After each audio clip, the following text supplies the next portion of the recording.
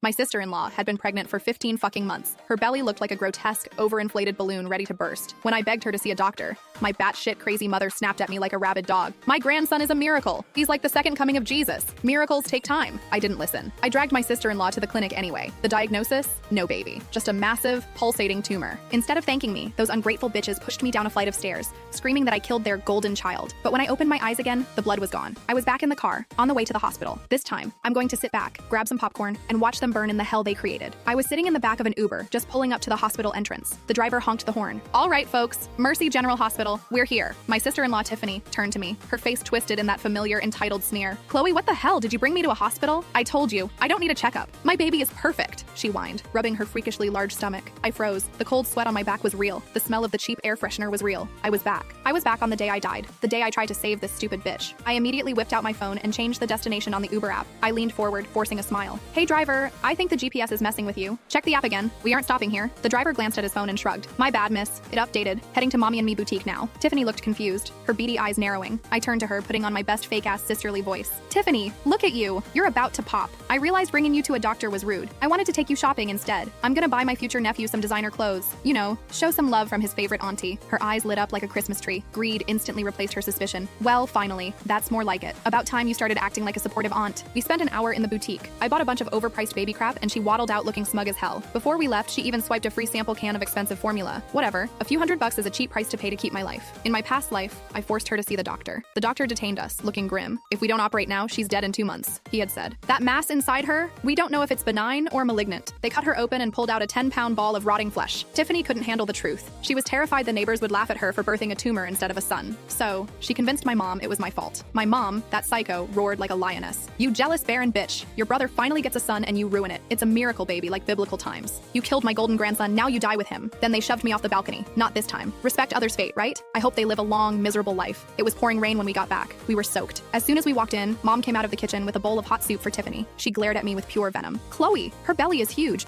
Why did you drag her out in this weather? If anything happens to my grandson, I will skin you alive. My brother Travis rushed over with a towel to dry Tiffany's hair. He was practically drooling over her stomach, adding fuel to the fire. Chloe, just because you can't lay an egg doesn't mean you should crack ours. Well, Travis was technically right. Tiffany was carrying an egg, a literal meat egg. I've been married 3 years, but I wanted to focus on my career. In my last life, my husband Ethan suffered the most. After Tiffany hacked me to death, Ethan took care of my family out of guilt. He even signed over our 3 rental properties to them. He didn't know the murderers were sleeping in his guest room. Eventually, they killed him too. To Mom and Travis, Tiffany's belly was the holy grail. Mom spent her mornings at church and her nights burning sage and praying to weird statues. Before dinner, she'd chant, "Lord, please protect the heir of our family." Then she'd look at Tiffany like a prize pig. See, Tiffany? If I didn't pray every day, you wouldn't be this big this fast. In the past, I tried to tell Mom that a 15